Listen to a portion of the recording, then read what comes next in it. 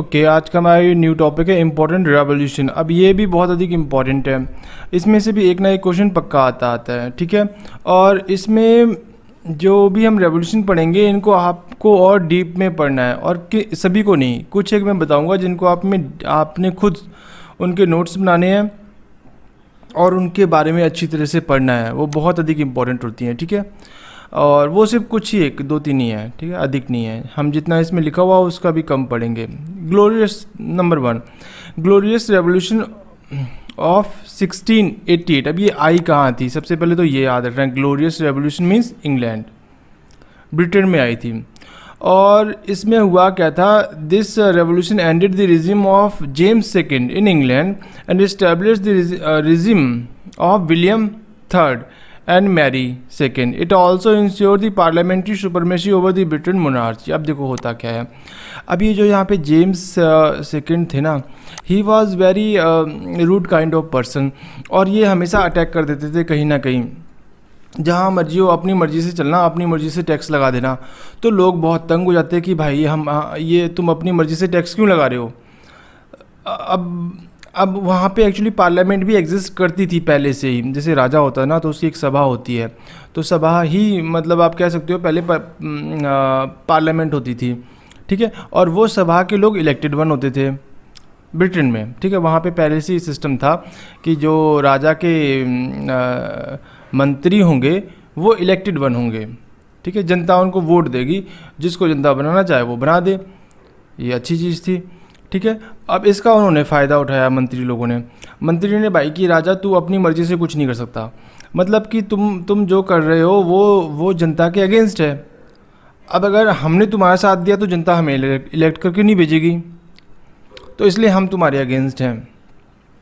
और हुआ क्या कि जो ये राजा था ना, इसका एक मतलब फैमिली मेम्बर भी थी ये मैरी सेकेंड, ठीक है। और इसका ये हस्बैंड था विलियम से थर्ड, ये बाहर का था।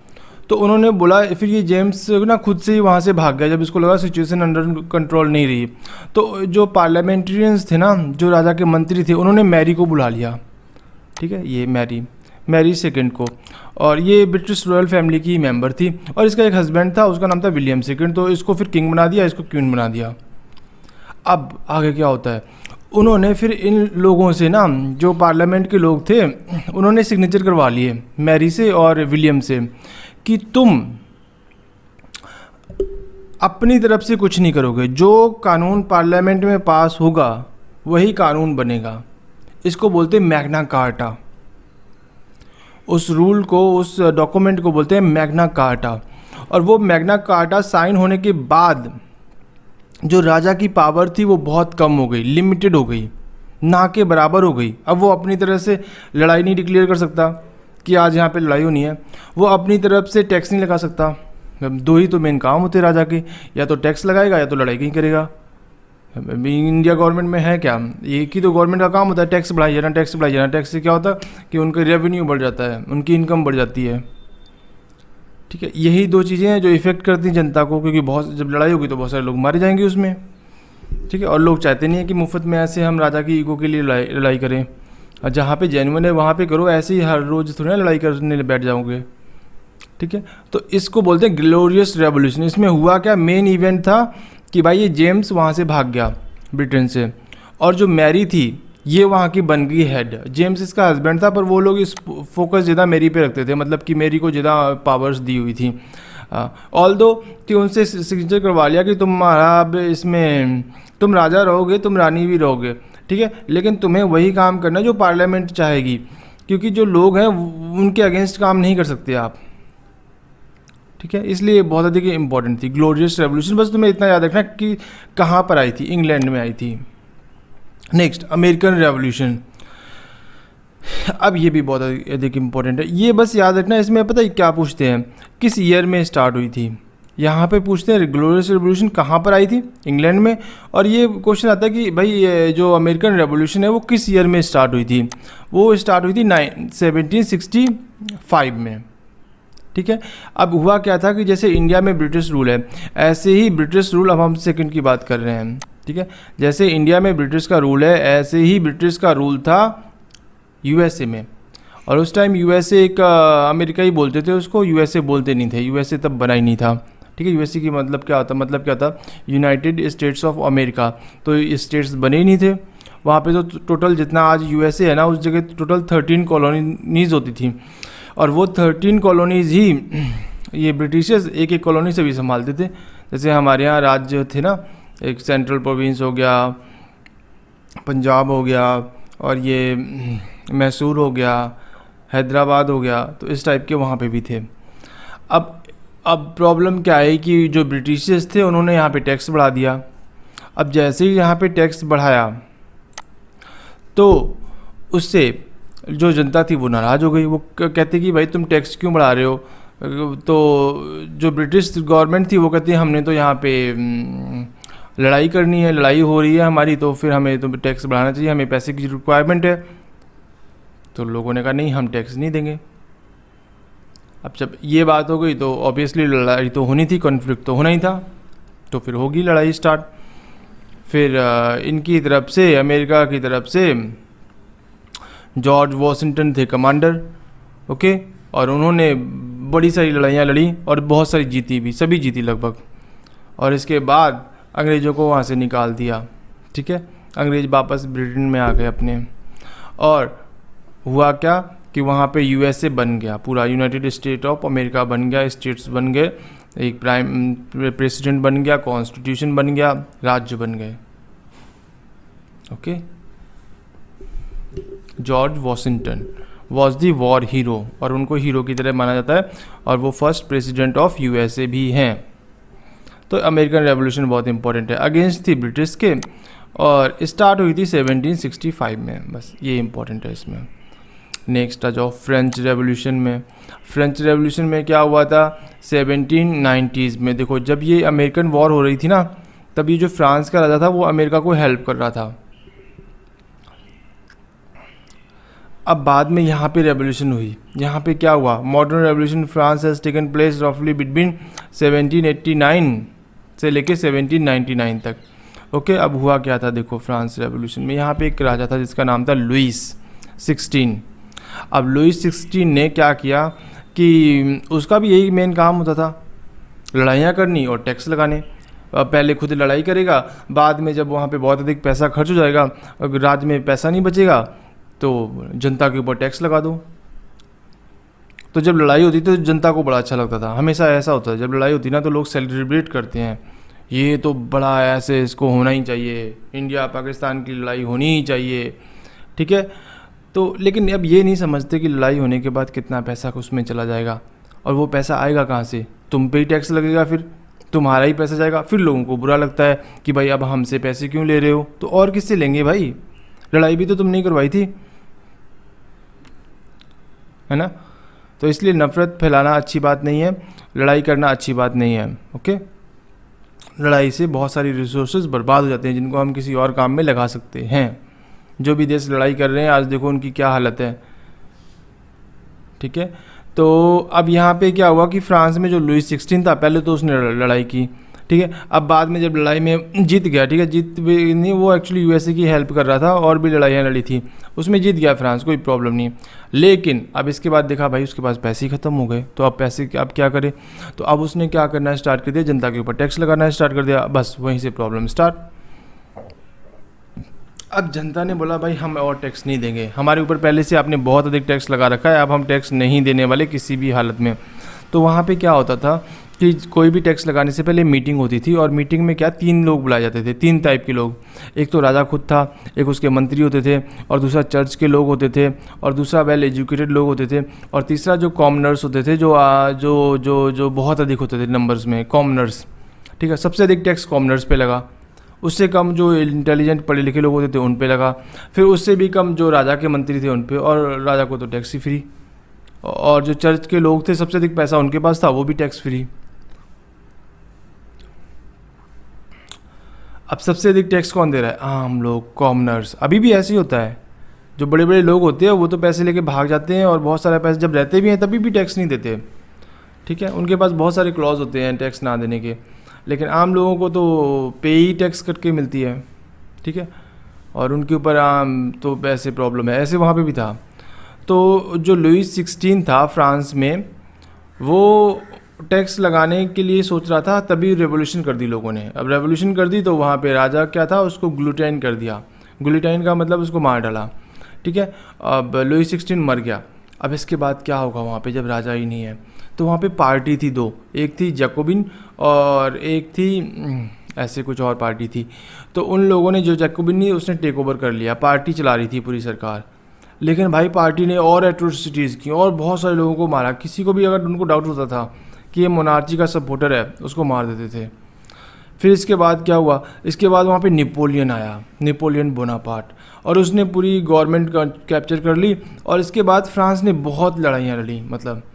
लेकिन ये है कि नेपोलियन उनमें से कोई लड़ाई हारा ही नहीं। वो सिर्फ एक ही लड़ाई हारा और उसमें भी मर गया।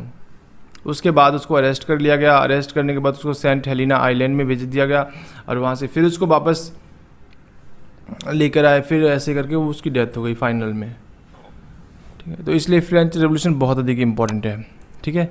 इसमें लुईस 16 के अगेंस्ट, ओके, लुईस 16 तुम वैसे लिख सकते हो, 16 ऐसे लिखा नहीं होता, वो जो रोमन उसमें लिखा होता हमेशा, ठीक है। नेक्स्ट, अब ये इम्पॉर्टेंट है, ठीक है। अमेरिकन रेवोल्यूशन भी इम्पॉर्टेंट है और ग्लोरियस भी थोड़ी बहुत इम्पॉर्टेंट है। नेक्स्ट, रशियन रेवोल्यूशन, ये भी इम्पॉर्टेंट है। ये हम कर नहीं रहे, ठीक है, ये इतनी इम्पॉर्टेंट नहीं है। Russian revolution also known as the great October socialist revolution. अब इसमें क्या हुआ देखो, यहाँ पे भी एक जार था। जार मतलब राजा। वहाँ पे जो रशिया में जो राजा होता है ना, उसको जार बोलते हैं, ठीक है। अब जार की लोगों के साथ हमेशा कॉन्फ्लिक्ट चलता रहता है। तो यहाँ पे क्या हुआ, कुछ सोशलिस्ट लोग थे, मतलब कम्युनिस्ट लोग थे। कम्युनिस्ट मतलब एक बंदा था जिसका नाम था कार्ल मार्क्स। अब कार्ल मार्क्स ने एक बुक लिखी, जिस बुक का नाम रखा उसने द कम्युनिस्ट मैनिफेस्टो। अब जो कम्युनिस्ट मैनिफेस्टो थी, उस बुक में उसने क्या किया, ये बताया कि भाई जो कैपिटलिस्ट लोग हैं, जो रिच लोग हैं, वो क्यों रिच हैं, ठीक है।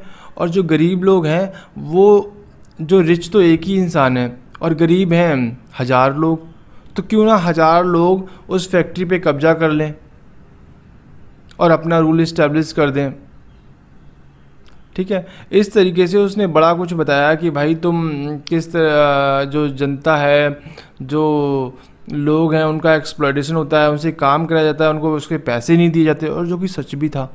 उस टाइम पे जो फैक्ट्रियाँ होती थी, जिससे लेबर काम करते थे, आज भी उनको पैसे नहीं मिलते। आज भी हर जगह तुम देखो प्राइवेट में 30% 50% पे कट होती है। जितनी पे अलाउड है उतनी कभी कभी मिलती है, और बाकी टाइम पे कभी 20%, कभी 30%, कभी कभी तो 50% ही हाफ पे मिल रही है। काम वो पूरा कर रहे हैं, सुबह से 9 बजे से रात को 8-9 बजे तक काम कर रहे हैं, सुबह 8 से रात को 8 बजे तक। अब आप बोलोगे घर आ जाते हैं, घर आने के बाद भी काम करते हैं, 8 बजे आने के बाद भी उनको काम है, उनको पीपीटी बनानी है, क्योंकि सुबह फिर 8 बजे काम स्टार्ट हो जाएगा। तो इतना काम करने के बाद फिर आप हाफ पे, ठीक है। तो इन लोगों ने बोला कि हम एक काम करते हैं, हम ना सोशलिस्ट रेवोल्यूशन लेके आएंगे, जिसमें सारे जो गरीब लोग हैं उनको राइट मिलेगा, उनको फ्री में घर मिलेगा, उनको फ्री में मतलब सभी को जॉब मिलेगी। अभी भी वैसे ऐसा वहाँ पर है रशिया में ना, सबको फ्री में मतलब जॉब लेने के लिए आपको वो नहीं करना पड़ता कुछ फ़ाइट।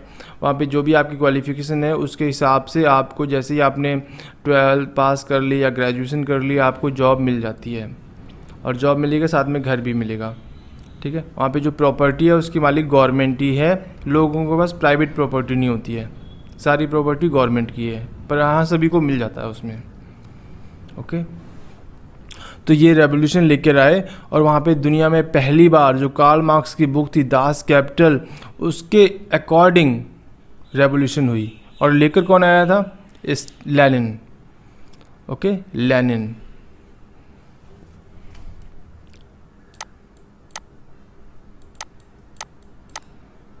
इसके बारे में तो ज़रूर पढ़ो, ठीक है। वाई? बिकॉज इसने ना एक चेन रिएक्शन स्टार्ट कर दिया। जैसे ही रेवोल्यूशन आई रशिया में, उसके बाद बहुत सारी कंट्रीज़ में रेवोल्यूशन आई, और बहुत सारी कंट्रीज सोशलिस्ट कंट्रीज़ बन गई, कम्युनिस्ट कंट्री बन गई, जैसे कि चाइना। चाइना भी क्या है? कम्युनिस्ट कंट्री है, ओके। अभी नीचे आएगा चाइनीज़ रेवोल्यूशन भी। और ये सभी वही एक ही बंदा था इन सब के पीछे, कार्ल मार्क्स की किताब, वो बुक जिसका नाम था द कम्युनिस्ट मैनिफेस्टो। वो जिसने पढ़ ली बस वही कम्युनिस्ट बनता गया। अब आप बोलोगे कि सही था या गलत था, एक्चुअल में तो गलत ही था। कार्ल मार्क्स की कही हुई बातें आज तक सच नहीं हुई, ठीक है। और जिन्होंने सरकार बना ली वो फिर वैसे ही एक्ट करने लगे जैसे जार करता था। बने इसलिए थे कि जनता की हेल्प करनी, लेकिन जनता की कोई हेल्प नहीं। वो वही काम, जिसके पास भी गवर्नमेंट होगी वो वैसा ही बन जाएगा जैसी आज की गवर्नमेंट है, चाहे जिस मर्जी को लगा दो आप वहाँ पे। लोग कुछ टाइम बाद समझते हैं इस चीज़ को। आप खुद ही देखो, एक के बाद इंडिया में भी एक के बाद एक गवर्नमेंट चेंज होती है, लेकिन वो जो गवर्नमेंट का काम करने का तरीका है वो सेम ही रहता है। जो उनके फैसले हैं लोगों के अगेंस्ट, वो हर एक गवर्नमेंट लेती है। किसी को फ़ायदा पहुंचाना हो, रिच कंपनियों को, बड़े लोगों को देश से निकालना हो। एक टाइम तो तुम्हें पता है, चलो मैं बता भी देता हूँ, वैसे इससे रिलेटेड नहीं है, वो इंडिया से रिलेटेड है। अब आप बोलोगे ऐसा क्यों आप कह रहे हो कि रेवोल्यूशन फेल हो गई है, रशियन रेवोल्यूशन? बिकॉज इंडिया में आप एग्जांपल देखो, चलो ये तो रशिया में भी आपको इसके बारे में बहुत अधिक नॉलेज ना हो, पर इंडिया के बारे में तो है ना। देखो 1984 में क्या हुआ था, भोपाल गैस ट्रेजेडी हुई, ठीक है। तो भोपाल गैस ट्रेजेडी में जिस बंदे की वो फैक्ट्री थी ना, वो था यूएसए का। तो उस टाइम गवर्नमेंट थी राजीव गांधी, ठीक है। तो राजीव गांधी ने क्या किया, उसको रातों रात निकाल दिया यूएसए से, इंडिया से भगा के यूएसए चला गया वो, जो उसका मालिक था। और अभी की गवर्नमेंट देख लो, अब जो ये किंगफिशर एयरलाइन का मालिक था विजय माल्या, ये भी यहाँ से भाग के चला गया ब्रिटेन। मे भी वापस आ जाए वो अलग बात है, क्योंकि उस टाइम पे रूल इतने नहीं थे। अब तो चांस है कि वो वापस आ जाए, लेकिन भाग तो गया ना एक बार, बहुत सालों तक तो वहाँ से बच गया ना। तो गवर्नमेंट कोई भी हो वो एक्ट एक तरीके से करती है, तो चाहे सोशलिस्ट रेवोल्यूशन हो जाए, चाहे जो हो जाए, सिचुएशन वैसी रहेगी, ठीक है। बहुत कम ही होता है कि सिचुएशन ठीक हो, बहुत कम ही ऐसे लीडर होते हैं जो चेंज ला पाते हैं, ओके। और हमेशा लोग झूठ बोल के ही सरकार बनाते हैं, हमेशा बोलते कुछ और है, जब सरकार बन जाए तो फिर वो अपना रियल एजेंडा करते हैं, ठीक है।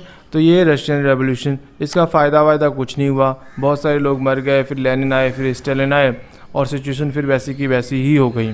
नेक्स्ट क्यूबन रेवोल्यूशन, ये भी ऐसे ही थी, इसमें भी यही हुआ कि जो वहाँ की गवर्नमेंट थी उसको हटा दिया गया, और जो वो कम्युनिस्ट लोग थे उन्होंने आके अपना कर लिया, फिडेल कैस्ट्रो और Che Guevara was famous personality of Russian Cuban revolution, और इसमें थे लेनिन, ओके।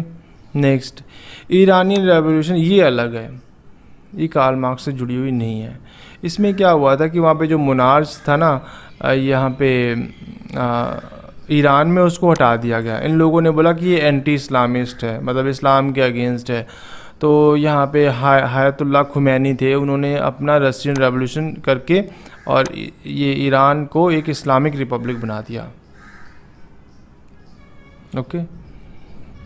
इसका भी सभी रेवोल्यूशन का नुकसान ही होता है, जो पहले से जैसे गवर्नमेंट होती है उससे ये लोग और ख़राब कर देते हैं, मतलब जो जनता के जो राइट्स हैं उनको कम कर देते हैं। Next Chinese cultural revolution. अब देखो चाइनीज़ कल्चरल रेवोल्यूशन क्यों बोला गया है यहाँ पे, क्योंकि चाइना की एक पहले भी रेवोल्यूशन आई थी 1911 में, ठीक है। और ये 1966 में, जो 1911 में आई थी वो वाली रेवोल्यूशन थी, डॉक्टर सन यात सेन लेके आए थे, ठीक है। और वो मोनार्ची के अगेंस्ट थी। फिर जब उन्होंने अपनी गवर्नमेंट बना ली, कैपिटलिस्ट गवर्नमेंट, ट्रेडिशनल कल्चरल, तो ये इसके बाद फिर वहाँ पे कुछ प्रॉब्लम होने लग पड़ी। वो जो कई सारी वॉर हुई और उनमें सारे वॉर में चाइना हार गया। तो चाइना के लोगों में एक नाराज़गी थी कि भाई हम इतनी सारी वॉर्स क्यों हार रहे हैं। तो गवर्नमेंट थी वो इसके रिगार्डिंग कुछ कर नहीं पा रही थी। तो यहाँ पे एक आए बंदा जिसका नाम था माओ जेडोंग। उन्होंने भी क्या किया, उन्होंने भी वही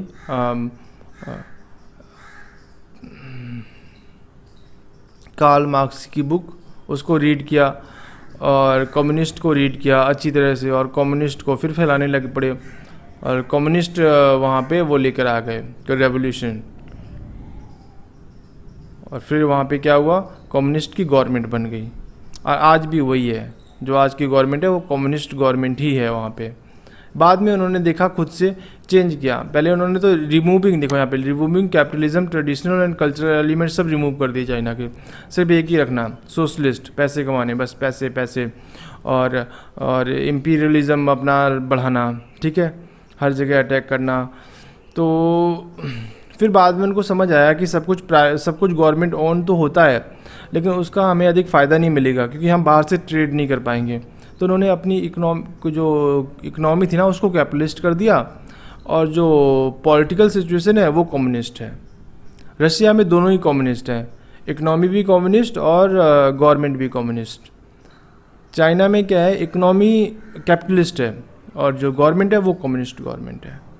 बस टोटल इतनी ही रेवोल्यूशन थी हमारे इस पूरे में, और ये काफ़ी अधिक इम्पोर्टेंट है। इनको और डीप में देखो, ये बहुत कम है लेकिन फिर भी इसमें टाइम अधिक लग गया, बिकॉज ये बहुत अधिक डीप है, इनको समझना बहुत मुश्किल है। इनको और एक रेवोल्यूशन के ऊपर एक लेक्चर बनता है, ठीक है, पर फिर भी इतना अधिक तुम्हें आएगा नहीं, तो नॉर्मल जितना है उतना तो हम कर सकते हैं। बहुत अधिक डीप में पढ़ने का फिर हमारे बाकी सब्जेक्ट रह जाएंगे, इंग्लिश, मैथ, तो इसलिए इसको जितनी रिक्वायरमेंट है उतना ही हम पढ़ेंगे। ओके, अब ये यहीं पर ख़त्म होता है ये लेक्चर।